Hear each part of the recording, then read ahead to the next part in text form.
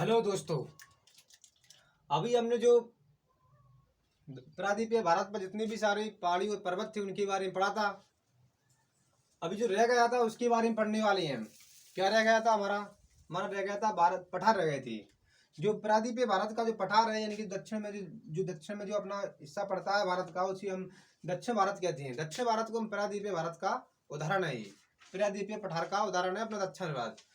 अब जो भारत में जितने भी सारे पठार हैं हम उनके बारे में बात कर रहे हैं। पूछा जाता है कि कौन सा पठार किस राज्य में स्थित है, ये जरूर पूछा जाता है। आपसे पूछ लेगा कि धारवाड़ा का पठार किस राज्य में स्थित है, दंडकारण्य का पठार किस राज्य में स्थित है। इन सभी पठारों के बारे में पढ़ने वाले हैं, चर्चा कर लेता है। इसलिए हम आपके लिए बता रहे हैं कि भारत के प्रमुख पठार। जाना 10 या 12 मिनट लगेंगे पठारों को पढ़ने में और खत्म अभी करने वाले हैं। तो टाइम बिना बर्बाद किए हम बढ़ने वाले हैं भारत के प्रमुख पठार। देखिए, हमने कुछ पठारों को दर्शाया है। तो पूछा जाता है कि मालवा का पठार, ये हमने मध्य प्रदेश में है। ये मालवा का पठार बना हुआ है, हमने पठार बना हुआ है। किस कौन सा पठार है? मालवा का पठार। मालवा का पठार, मालवा का पठार। पूछा जाता है कि मालवा का पठार किस राज्य में स्थित है। तो बताना कि मालवा का पठार का इसका सबसे अधिक विस्तार मध्य प्रदेश में है, पर थोड़ा हमें ये राजस्थान में भी देखने को मिलता है। यानी कहने के लिए कहा जाए तो राजस्थान और एमपी में है, राजस्थान और एमपी में है। पर वो पूछता है कि किस राज्य में स्थित है, तो बताना कि एमपी में है। कहां पर है? एमपी में। इसका सबसे अधिक विस्तार हमें एमपी में देखने को मिलता है, इसलिए हम मानते हैं कि मालवा का पठार एमपी में है। पर ये थोड़ा इसका विस्तार हमें राजस्थान में भी देखने को मिलता है। तो याद कर लेना, ये मालवा का पठार कहां पर है? मध्य प्रदेश में स्थित है। और थोड़ा राजस्थान में भी, तो मध्य प्रदेश राजस्थान में। पर एक राज्य लिखकर आएगा पेपर में कि प्रॉपर पूछेगा तुमसे कि मालवा का पठार किस राज्य में स्थित है, तो बताना कि एमपी में स्थित है। इसके बाद हमने एक पठार यहाँ पर दर्शाया है। तो ये पठार है बुंदेलखंड का पठार। बुंदेलखंड का पठार। पूछ लेता है कि बुंदेलखंड का पठार किस राज्य में स्थित है। तो बताना कि बुंदेलखंड का पठार मध्य प्रदेश और यूपी, मध्य प्रदेश और यूपी दोनों में स्थित है। मध्य प्रदेश प्लस यूपी में हमें देखने को मिलता है।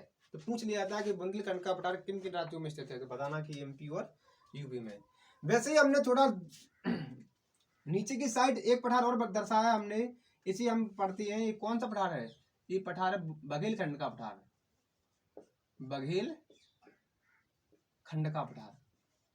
पूछ लिया जाता है कि बघेलखंड का पठार किन किन राज्यों में स्थित है। तो बताना कि बघेलखंड का पठार मध्य प्रदेश और छत्तीसगढ़, मध्य प्रदेश और छत्तीसगढ़ दो राज्यों में स्थित है। ये कौन सा पठार है? बघेलखंड का पठार। बघेलखंड का पठार। छत्तीसगढ़ में एक पठार और भी है यहाँ पर छत्तीसगढ़ में, इसे हम मेकालय का पठार बोलते हैं। मेकालय का पठार। तो यहाँ पर देख लीजिए, जिसे हम मेकालय का पठार बोलते हैं। क्या बोलते हैं हम इसे? मेकालय का पठार। अगर पूछ लिया जाए तुमसे कि मेकालय का पठार किस राज्य में स्थित है, तो बताना कि ये छत्तीसगढ़ में स्थित है। कौन सा पठार? मेकालय का पठार। डायरेक्ट पूछता है कि कौन सा पठार किस राज्य में, इसलिए हम आपकी लोकेशन बता रहे हैं डायरेक्टली कि मेघालय का पठार छत्तीसगढ़ में स्थित है। इसके बाद हमने इधर की साइड और पठार बनाए हैं। परकम्मा देखे आ रहा है इधर की साइड। पहले अब इधर की साइड पठार बना हुआ है, इसके बारे में बात करते हैं। तो पूछा जाता है कि गुजरात है ना, अगर राज्य मैप, भारत का मैप देखा जाए तो ये कौन सा राज्य है? गुजरात। तो पूछा जाता है कि गुजरात में एक पठार है, कौन सा? काठियावाड़ का पठार। काठियावाड़ का पठार। पूछा जाता है कि काठियावाड़ का पठार किस राज्य में स्थित है। लोकेशन पूछी जाती है इसकी डायरेक्टली। पूछा जाता है कि काठियावाड़ का पठार कहाँ पर स्थित है, तो बताना कि राजस्थान नहीं, गुजरात राज्य में स्थित है। कहाँ पर? गुजरात, गुजरात राज्य में स्थित है। इसके बाद हमने कुछ पठार एक नीचे दर्शाया हुआ है महाराष्ट्र में। यहाँ पर महाराष्ट्र राज्य पड़ता है। महाराष्ट्र राज्य पड़ता है। महाराष्ट्र में एक पठार है जिसका नाम है दक्कन का पठार। दक्कन का पठार।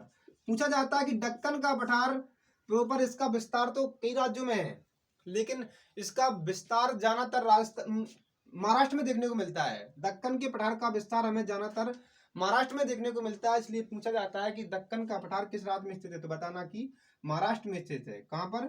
महाराष्ट्र में स्थित है। और इसके बारे में पूछ लिया गया है अभी पेपर में कि दक्कन का पठार किस राज्य में स्थित है, तो बताना कि महाराष्ट्र में स्थित है। इसके बाद हमने एक पठार यहाँ पर दर्शाया हुआ है, पूछा जाता है कि कर्नाटक राज्य है यहाँ पर। कौन सा राज्य है? कर्नाटक। कर्नाटक राज्य है, कर्नाटक कर्नाटक राज्य है। और कर्नाटक राज्य में एक पठार स्थित है, धारवाड़ा का पठार। धारवाड़ा का पठार तुमसे पूछ लेगा कि धारवाड़ा का पठार किस राज्य में स्थित है, इसके बारे में भी पूछ लिया गया अभी। इसके बारे में भी पूछ लिया गया है कि धारवाड़ा का पठार किस राज्य में स्थित है, तो बताना कि धारवाड़ा का पठार हमें कर्नाटक में देखने को मिलता है। इसके बाद हमें एक पठार हमने यहाँ पर दर्शाया हुआ है आपके लिए, ये तेलंगाना का पठार है। तेलंगाना का, तेलंगाना जो कि किस राज्य में स्थित है? तेलंगाना से आप अनुमान लगा सकते हो कि ये तेलंगाना राज्य में स्थित है। और पठार का नाम क्या है? तेलंगाना का पठार। पूछ लिया जाता है कि तेलंगाना का पठार किस राज्य में स्थित है, तो बताना तेलंगाना में स्थित है। इसके बाद हमने एक पठार यहाँ पर दर्शाया हुआ है उड़ीसा राज्य में। किस राज्य में? उड़ीसा राज्य में। उड़ीसा राज्य में एक पठार है जिसके बारे में कई बार पूछा गया है, और एक बार दो बार पेपर होता है तो पूछ लिया जाता है इसके बारे में। कौन सा पठार है? दंडकार का पठार। दंडकारण्य का पठार पूछ लिया जाता है कि दंडकारण्य का पठार कहाँ पर स्थित है, तो बताना कि दंडकारण्य का पठार ये उड़ीसा राज्य में स्थित है। इसके बारे में पूछ लिया गया है और आपको इसे याद करना ही होगा। किस राज्य में स्थित है? उड़ीसा में। ऐसे पूछता है कि दंडकारण्य का पठार किस राज्य में स्थित है, तो बताना कि उड़ीसा में। इसके बाद हमने एक पठार ऊपर की साइड दर्शाया हुआ है, इसे हम छोटा नागपुर का पठार बोलते हैं। क्या बोलते हैं? छोटा नागपुर का पठार। छोटा नागपुर का पठार जो कि कहां पर स्थित है? छोटा नागपुर का पठार झारखंड, झारखंड प्लस उड़ीसा, उड़ीसा के बाद वेस्ट बंगाल प्लस छत्तीसगढ़, इन 4 राज्यों में इसका विस्तार है। पूछा जाता है कि छोटा नागपुर का पठार किन किन राज्यों में फैला हुआ है, तो बताना कि झारखंड में है, उड़ीसा में भी इसका विस्तार है, वेस्ट बंगाल में भी इसका देखने को मिलता है हमें, और छत्तीसगढ़ में भी हमें देखने को मिलता है। पर इसका सबसे अधिक विस्तार झारखंड में है। पर इसका सबसे अधिक विस्तार पूछ लिया जाए आपसे, तो बताना कि छोटा नागपुर के पठार का सबसे अधिक विस्तार झारखंड में है। कहाँ पर है? झारखंड में। और इसे हम भारत का रूढ़ क्षेत्र बोलते हैं। रूढ़ क्षेत्र, रूढ़ क्षेत्र। तो बताना कि भारत का रूढ़ क्षेत्र कौन सा है, तो बताना कि छोटा नागपुर के पठार को हम भारत का रूढ़ क्षेत्र बोलते हैं। जबकि विश्व का रूढ़ क्षेत्र कहाँ पर स्थित है? विश्व का रूढ़ क्षेत्र, विश्व का रूढ़ क्षेत्र कहाँ पर स्थित है, तो बताना कि विश्व का रूढ़ क्षेत्र, रूढ़ क्षेत्र जर्मनी में स्थित है।